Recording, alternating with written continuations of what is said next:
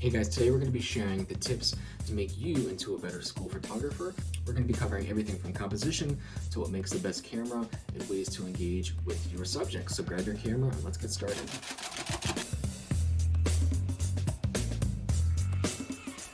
So tip number one, as a photographer, you have one chance to get the shot. You can't go back and rewrite something. You can't use ChatGPT. You really need to be able to get what you need the first time. Think of it as having an assignment. You have a job to get that photo. So let the teachers teach, let the students learn. Your job is to take pictures. So own the role, take responsibility, and take charge of why you're there and what you need to focus on. And it's easier said than done when we're trying to live stream or answer emails, but focus on that moment and being in that moment and being a photographer. Tip two, you are the messenger. Your job as the photographer is to connect your viewer to the subject by removing yourself. When you're communicating a story, you want to remove yourself and avoid being part of that story. The goal of photography is to connect your viewer to the subject as quickly as possible. So remove yourself from that communication process. Think of it as leaving no trace. So avoid shooting everything from eye level, find a new way to take photos, find a new perspective, avoid using flash if you can because that says to the viewer someone was there to live the scene. Avoid over editing the processing too, that puts a timestamp on things and lets you know that a human was there to edit it. The best camera is the one you have on you, right? Whether it's a professional camera like this or your iPhone, the most important camera, the best camera, is the one you have on you that moment. Cameras change over time, technology improves, but the fundamentals of photography are always going to stay the same.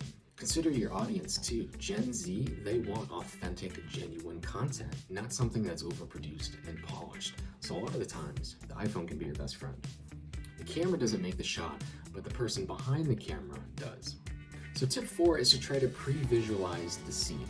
When you walk into a scene, you never know what you're going to get. There are so many variables, whether it's the lighting, the number of people there, how much time you have, the weather. It's hard to plan, but you want to train yourself to be flexible enough to go with the flow and work with what you've got. So what I found to be helpful is to try to pre-visualize the scene.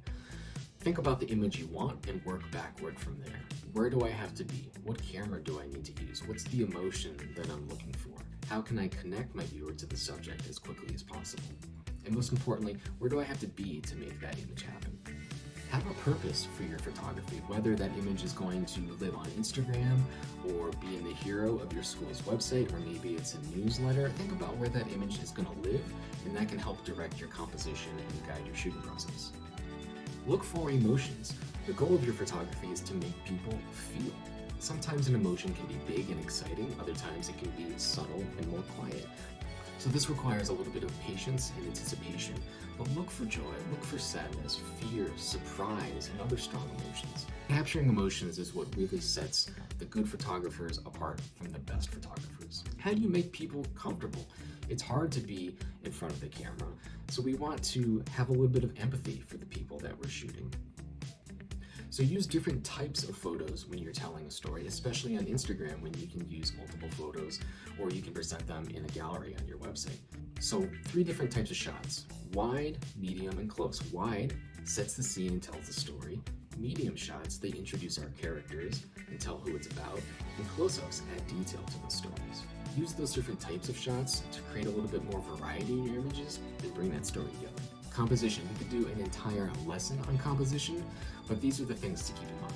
Rule of thirds, that's when you divide your frame up into thirds horizontally or vertically, and then you place your subject on the intersecting points of that frame. That's going to help balance your images out. There's a subconscious flow to our subjects, especially in Western culture, because our eyes lead left to right. So when your subject is on the left, leading into a setting on the right, there's going to be a more comfortable, natural flow. Every photo should have a face. We don't want to see the backs of any people. We're humans and we connect with faces, and that's going to help us connect with our subjects even more. So always try to feature your subject and have a face to identify with. The closer we can get to our subjects, the bigger the emotions are going to be, and we're going to be able to connect with them even quicker. Don't fight the light. Use light creatively. Don't always blast it with flash. If we use light creatively, we can use it to compose a scene in an interesting way that tells more about what's going on. Look for triangles. Triangles are the strongest geometric shape, and they're also very important for composition. They lead our eyes through the frame in a natural way that keeps us interested and engaged. So where do we put these images? Think about high traffic areas on your website. So think about your homepage, of course, but also admission pages, in your navigation, your directory, your tuition pages. Those are some of the highest trafficked pages on your site, and that's going to let those images see even more users.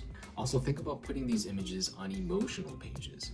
So your tuition pages, your giving pages, your admission pages, your inquiry pages. Again, we want these highly emotional photos paired with highly emotional content and points for conversions.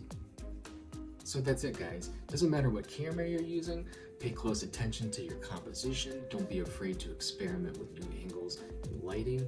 Try new perspectives and ways to shoot, and you're going to find that you're going to start producing better composed pictures that are more engaging. That's going to do it, guys. Don't forget to like, subscribe, and leave a comment below.